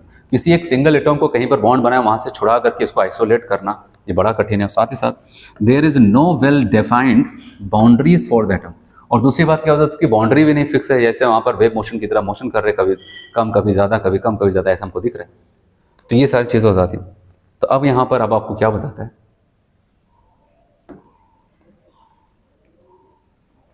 कह रहे half the inter nuclear distance, जो दो एटम के बीच के न्यूक्लियस न्यूक्लियस के बीच की दूरी को क्या बोलेंगे, inter nuclear distance between two atoms in a homo atomic molecules is known as atomic radius. उसी को हम क्या बोलते हैं वहाँ पर एटॉमिक रेडियस के नाम से जानते हैं। तो आपको ये बताया गया homo atomic molecules is known as atomic radius. तो बताया गया दो एटम्स होंगे, होमो एटॉमिक होने चाहिए, सेम एटम, उनके न्यूक्लियस से न्यूक्लियस के बीच की जो दूरी होगी उसकी आधी दूरी को हम क्या बोलेंगे, उसी को कहते हैं वहाँ पर हाफ, मतलब बोलोगे radius. This inter nuclear distance हम केमिस्ट्री की भाषा में उसको बॉन्ड लेंथ भी कहते हैं, ठीक है। दो होमो एटॉमिक एटम्स हों, दो होमो एटॉमिक मॉलिक्यूल्स हों, उनकी बॉन्ड लेंथ की आधी दूरी को हम रेडियस कह देते हैं, ठीक है। तो अब आते हैं यहाँ पर एटॉमिक रेडियस की बात करते हैं। देखो एटॉमिक रेडियस जब हमने कहा बॉन्डेड सिस्टम में देखना है, तो बॉन्डेड सिस्टम कई टाइप के हो सकते हैं। अगर आप कोवैलेंट बॉन्ड बना रहे तो मैंने आपको बताया था वैलेंस बॉन्ड थ्योरीज हम पढ़ रहे थे। कोवैलेंट बॉन्ड में क्या हो जाता था, एटॉमिक ऑर्बिटल्स आपस में क्या करते थे, ओवरलैपिंग करते थे। इनका बॉन्ड बनाने का तरीका ये है। और मेटेलिक बॉन्ड क्या हो जाता है, वो ओवरलैप नहीं करते, बहुत ज़्यादा सरफेस को टच कर सकते हैं। और एक वंडर वॉल होता था, वहाँ पर दो, अगर एटॉमिक गैसेस की बात करते हैं, वहाँ पर होमो एटॉमिक गैसेस हैं, मतलब आप कैसे कह सकते हैं, वहाँ पर एटॉमिक गैस वहाँ पर मॉलिकुलर फॉर्म में नहीं होता, जिससे इनर्ट गैसेस हो जाते हैं। तो वो क्या हो जाता है, वो एक दूसरे के बहुत ज़्यादा करीब नहीं आते, अगर उनके बीच में लगाव है तो थोड़ा सा पास आएंगे फिर दूर चले जाते हैं। तो अब क्या हो जाता है, वही हम इसका मतलब यहाँ पर 3 प्रकार के बॉन्डिंग के बेसिस पे हम यहाँ पर क्या कर सकते हैं, 3 टाइप की रेडियस को एक्सप्लेन कर सकते हैं। एक होगा कोवैलेंट रेडियस, जहाँ पर एटॉमिक ऑर्बिटल्स ओवरलैपिंग करेंगे, जहाँ पर दोनों के न्यूक्लियस बहुत ज़्यादा करीब आ जाएंगे। एक होगा मेटेलिक, जहाँ पर एक दूसरे के सरफेस को टच करेंगे, कभी भी ओवरलैपिंग नहीं करते वहाँ पर। और एक होगा वंडर वॉल, क्योंकि वंडर वॉल वहाँ पर क्या कर सकता है, दो गैसेस को आपस में करीब लाएगा, और बहुत ज़्यादा करीब तो ला नहीं सकता है, थोड़ा सा करीब लाएगा, और जितना मैक्सिमम करीब आ सकते हैं उस दौरान उन दोनों न्यूक्लियस के बीच की दूरी की जो आधी दूरी होगी उसको वंडर वॉल रेडियस कहेंगे। तो ऐसा कुछ यहाँ पर होता है। तो एक एक करके यहाँ पर हम देखेंगे, काफ़ी इंपॉर्टेंट है, इसको ध्यान देना है। टाइप ऑफ एटॉमिक रेडियस, कह रहे कोवैलेंट रेडियस, मेटालिक रेडियस और वंडर वॉल रेडियस, 3 रेडियस हम लोग को यहाँ पर डिस्कस करना है। तो सबसे पहले अगर हम आते हैं यहाँ पर बात करते हैं कोवैलेंट रेडियस, और याद रखना कोवैलेंट रेडियस में कोवैलेंट बॉन्ड्स बना करके वहाँ पर हम रेडियस को कैलकुलेट करते हैं। कोवैलेंट रेडियस, ठीक है। तो आपको पता है, मान लेते हैं ए नाम का एक एटम ये था, ए नाम का एक एटम ये था, ये दोनों आपस में बॉन्ड बनाए थे, लेकिन हम बात करें कोवैलेंट, तो कोवैलेंट बॉन्ड यहाँ पर ऑर्बिटल्स की ओवरलैपिंग हुई थी, ये इनके न्यूक्लियस की बात करते हैं, यहाँ पर एक दूसरे के ओवरलैप कर गए। तो अब यहाँ पर अगर देखते हैं कि इनका न्यूक्लियस ये, इनका न्यूक्लियस ये, क्योंकि कॉन्सेप्ट अब ये है भैया, चाहे जो भी हो जाए, न्यूक्लियस से न्यूक्लियस के बीच की दूरी नाप लेना, चाहे जैसा भी बॉन्ड बनाए हो वो उसकी आधी दूरी बता दें। तो यहाँ पर बताया कि अगर हम यहाँ से यहाँ तक की दूरी को नापते हैं तो यहाँ पर अब बताओगे DAA हो जाएगा, बताओगे इंटर न्यूक्लियर डिस्टेंस, मतलब ए और ए के बीच की यहाँ पर दूरी उनके न्यूक्लियस का। तो आप बताओगे रेडियस कैसे बताएंगे, इन दोनों के बीच की दूरी जो होगी उसको 2 से डिवाइड कर देंगे। आधी दूरी का मतलब क्या, 2 से डिवाइड कर दिया, आधी दूरी आ जाती है। तो वही आपको बताया कि यहाँ पर DAA/2 हो जाएगा, तो आपको यहाँ पर ए की रेडियस पता चल जाती है, ठीक है। और यहाँ पर अगर हम बात करते हैं, कहा गया covalent bonds, covalent bonds are formed by overlapping of atomic orbitals. Covalent bonds कैसे बनेगा, अब बताओगे एटॉमिक ऑर्बिटल्स की ओवरलैपिंग से कोवैलेंट बॉन्ड का फॉर्मेशन हो जाता है, ठीक है। एटॉमिक ऑर्बिटल्स की ओवरलैपिंग हो जाएगी ऐसे, तब कोवैलेंट बॉन्ड बनता है। तो यहाँ पर जाहिर सी बात है न्यूक्लियस ज़्यादा करीब हो जाएगा। कहा गया inter nuclear distance is minimum in this case. अब बताओगे दो एटम्स एक दूसरे के ज़्यादा करीब आ गए, ओवरलैप कर गया, तो जाहिर सी बात है उन दोनों न्यूक्लियस के बीच की दूरी कम हो जाएगी। मिनिमम डिस्टेंस अगर कहा जाए दो न्यूक्लियस के बीच में, तो कोवैलेंट वाले जो कंपाउंड्स होते हैं, होमोडायटोमिक्स जो होते हैं, तो वो क्या हो जाते हैं, सबसे मिनिमम इंटरन्यूक्लियर डिस्टेंस रखेंगे। बताया गया covalent radius is half of the internuclear distance of 2 singly, और ये भी याद रखना यहाँ पर भी 2 सिंगली बॉन्डेड होमोएटॉम्स होंगे, ये भी याद रखना उनके बीच में। जैसे अगर मान लेता हूँ मैं ए और ए है, कोवैलेंट बॉन्ड बनाया, तो सिंगल बॉन्ड से ही जुड़े होने चाहिए, और आपको पता है अगर ए और ए है तो ऐसे कोवैलेंट बॉन्ड है तो ओवरलैपिंग करेंगे, इस टाइप का आपको बताएंगे। सिंगल बॉन्डेड होने चाहिए, होमोएटॉमिक होने चाहिए, उनके बीच की आधी दूरी, ठीक है, हमारी रेडियस कहलाएगा। जैसे आपकी बुक में एक एग्जाम्पल देता है क्लोरीन का, ठीक है, NCERT की बुक में ये एग्जाम्पल्स देता है, तो हमें ये ध्यान देना है।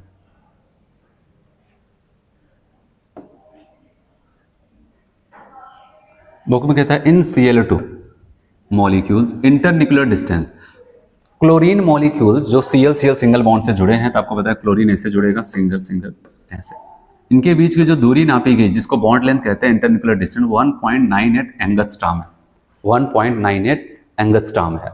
और अगर हमसे पूछा जाए तो यहाँ पर इसकी रेडियस क्या हो जाएगी क्लोरीन की, तो हम कहेंगे 1.98/2, 1.98/2 मतलब बताओगे 0.99 एंगस्ट्रॉम हो जाता है, 0.99 एंगस्ट्रॉम, 2 से डिवाइड कर दिया। तो क्लोरीन की रेडियस जो हमें पता चलेगी वो कितना हो जाएगा, 0.99 एंगस्ट्रॉम। और 2 क्लोरीन एक दूसरे से सिंगल बॉन्ड से जुड़े थे, अब बताओगे होमोएटॉमिक है, तो इनकी जो बॉन्ड लेंथ थी इंटरन्यूक्लियर डिस्टेंस, तो आपकी बुक में एग्जाम्पल्स बताया गया कि आप इसको समझ पाए।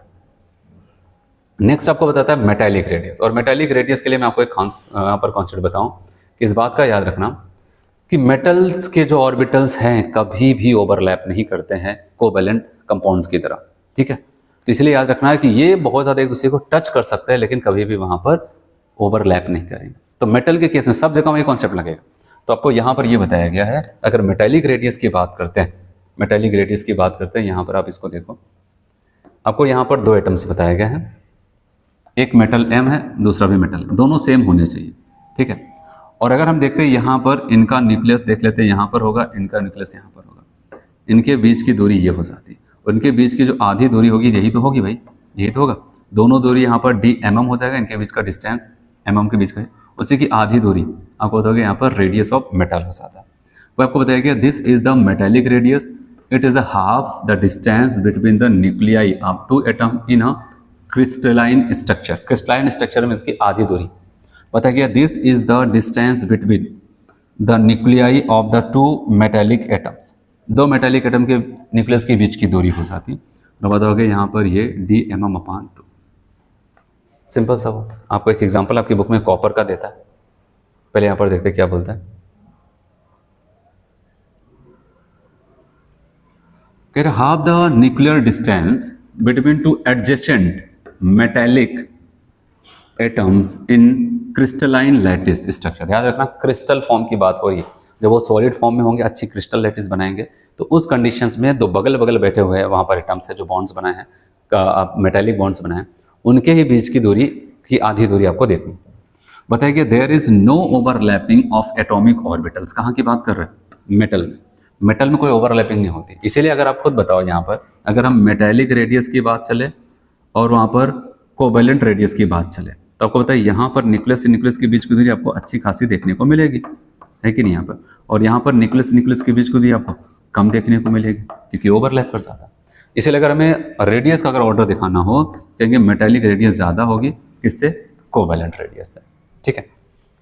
इसलिए आपको याद रखना है कि, और साथ साथ यहाँ पर एक बात और, मेटल्स एक दूसरे के बहुत करीब ओवरलैपिंग तो नहीं करेंगे, थोड़ा सा दूर भी हो सकता है, करीब हो सकता है, दूर भी हो सकता है। तो यहाँ पर आपको बताया गया मेटेलिक रेडियस हमें ज़्यादा मिलेगी कम मिलेगी, तो वो डिपेंड करेगा उसकी मेटेलिक स्ट्रेंथ। अगर मेटेलिक बॉन्ड की स्ट्रेंथ ज़्यादा है तो जाहिर सी बात है रेडियस आपको क्या मिलेगी? कम। जैसे मान लेते हैं पहले कुछ ऐसी कंडीशंस हो सकती है, ऐसे रहे होंगे इतने दूर पर, और अगर मेटेलिक स्ट्रेंथ अच्छी है तो ये ज़्यादा करीब आ गए, ऐसे, फिर ऐसे आ सकते हैं, ओवरलैपिंग तो करेंगे नहीं। तो जैसे जैसे कि यहाँ पर मेटेलिक स्ट्रेंथ बढ़ेंगी तो मेटल एक दूसरे के करीब आएगा, और करीब आएगा तो आपको बताया तब रेडियस जितना करीब आते चले जाएंगे रेडियस उतनी कम होती चली जाती है। इसलिए एक लाइन मैंने यहाँ पर ऐसे लिख दिया, metallic radius 1/, metallic bond strength के हो जाता है। बॉन्ड स्ट्रेंथ बढ़ा तो मेटेलिक रेडियस कम होती चली जाएगी। आपके एनसीईआरटी की बुक में एक एग्जांपल है कॉपर का, तो कॉपर का एग्जांपल देखते हैं हम लोग। The distance between two adjacent copper atom in a solid copper is 256 picometre.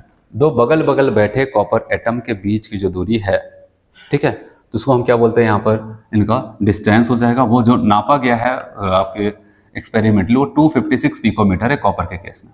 तो कॉपर की जो रेडियस निकालेंगे 256/2 कर देंगे, 128 पिकोमीटर आ जाता है एक्सपेरिमेंटली, ठीक है। क्योंकि अगर आपसे कभी क्वेश्चन पूछेगा आपको ये बता देगा उनके बीच की जो दूरी है एटम न्यूक्लियस टू न्यूक्लियस दूरी इतनी है, बताओ रेडियस क्या होगी। या फिर कहेगा कि कॉपर एटम्स है, ठीक है, वहाँ पर आसपास एडजेसेंट में प्लेस्ड हैं, उनकी जो बॉन्ड लेंथ है आपको बॉन्ड लेंथ बोल दे या फिर इंटर न्यूक्लियर डिस्टेंस बोल दे, बात एक ही है। कहेगा बताओ उसकी रेडियस क्या होगी, बस आधी दूरी बता देना, ठीक है, 2 से डिवाइड करके बता देना।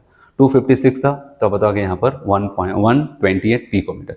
इससे पहले जो मैंने आपको क्लोरीन का बताया 1.98 पिकोमीटर्स था, वो एंगस्ट्रॉम में था, ठीक, वो एंगस्ट्रॉम में था, उनके बीच की दूरी फिर हमने क्या किया वहाँ पर 2 से डिवाइड किया तो 0.99 ऐसे एंगस्ट्रॉम आया था, और इनका आपको बताएगा 128 पिकोमीटर, ठीक। और सबसे आखिरी अगर हम लोग बात करते हैं उसका नाम है वंडर वॉल रेडियस। और वंडर वॉल रेडियस की अगर बात करते हैं तो यहाँ पर ध्यान देना, वंडर वॉल रेडियस के लिए पहले आपको समझना पड़ेगा कि वंडर वॉल रेडियस हम मेनली किसके लिए देखते हैं?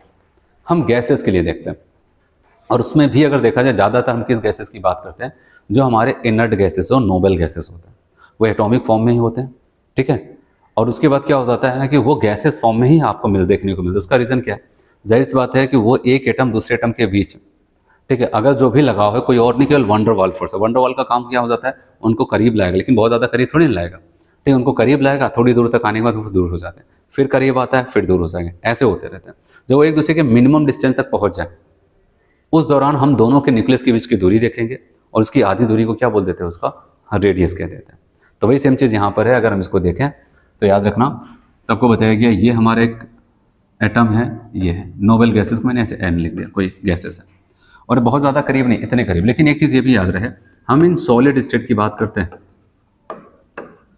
भले ज़्यादा करीब नहीं आते, लेकिन हम जब भी रेडियस नापेंगे तो सॉलिड स्टेट में इनकी रेडियस को नापते हैं। मतलब कोई गैस उसको हम क्या करते हैं, सॉलिडिफाई करते हैं, ठीक है, तब वहाँ पर जा करके इसको नापते हैं। तो आपको ये बताया गया कि ये हमारा ये मैक्सिमम इतनी दूर तक आ सकते हैं ऐसे।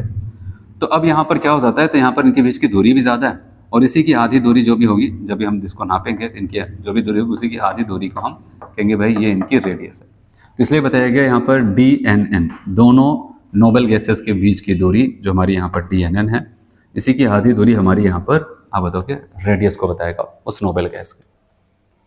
तो इस हिसाब से आप खुद सोचेंगे, कहेंगे तब तो यहाँ पर रेडियस बहुत बड़ी आएगी। हाँ, बात तो सही है भाई, हमारे पास और कोई रास्ता नहीं है तो यही रास्ता बचा कि जो बॉन्ड उनके बीच में पाया जाए, उस बॉन्ड की मदद से दो एटम एक दूसरे के ज़्यादा करीब आए, बॉन्ड का फॉर्मेशन हो उनके बीच में, जैसा भी हो उसकी आधी दूरी बता दो टोटल डिस्टेंस का।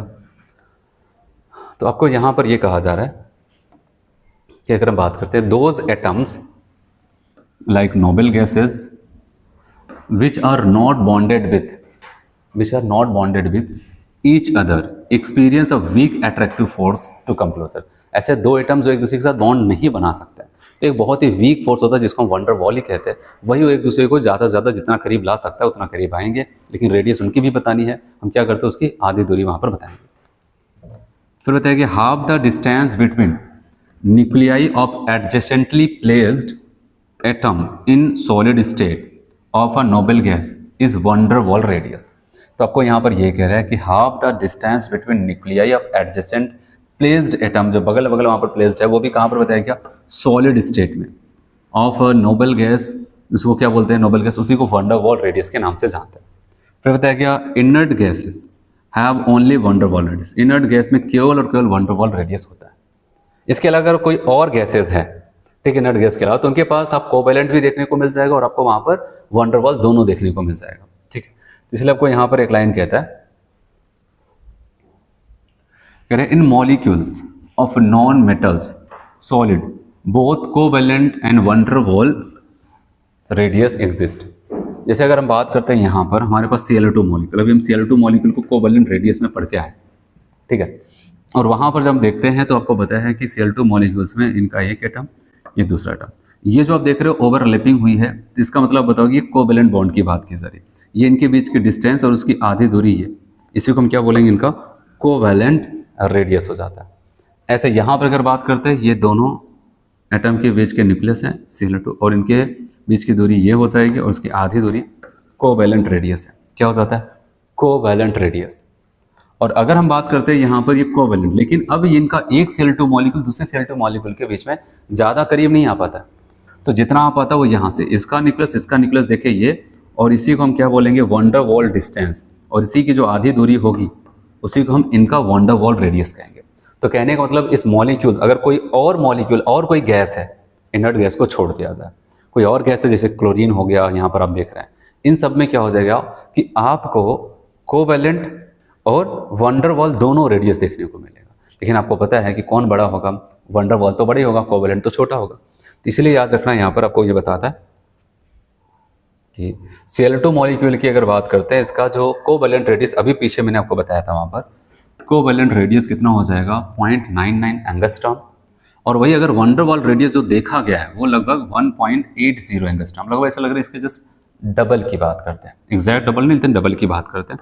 अब बताओ कि वंडर वॉल रेडियस लगभग क्या हो जाएगा, 2 टाइम्स इंटू कोवैलेंट रेडियस, ठीक है। कोवैलेंट रेडियस का लगभग क्या हो जाता है, दोगुना हो जाता है, ठीक है। वंडर वॉल रेडियस इसका क्या हो जाएगा, यहाँ पर दोगुना हो जाएगा।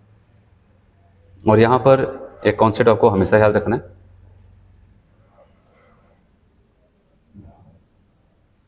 ठीक है। वंडर वॉल रेडियस क्या हो जाएगा, वो क्या हो जाएगा, सबसे ज़्यादा, है कि नहीं, वंडर वॉल रेडियस सबसे ज़्यादा, उसके बाद कौन, मेटेलिक रेडियस आ जाएगा, ठीक है, मेटल का रेडियस आ जाता है, और सबसे कम कौन हो जाएगा, यहाँ पर कोवैलेंट रेडियस आ जाता है, ठीक है। ये तो यहाँ पर रेडियस का जो ऑर्डर होगा तो ये हो जाता है, अगर हम केवल रेडियस की यहाँ पर बात करते हैं तो, ठीक है। तो आपको समझ में आया यहाँ पर तो क्या क्या ऑर्डर होगा। तो आज के लेक्चर पे हम लोग इतना ही करते हैं, ठीक है, क्योंकि यहाँ पर कोवैलेंट, मेटेलिक और वंडर वॉल रेडियस हो चुका है। अब अगले टर्म पे कौन कौन से ऐसे फैक्टर्स होंगे जो इस रेडियस को अफेक्ट कर सकते हैं, तो अगले टर्म पे देखते हैं। आज हम लोग इतना करते हैं। Thank you.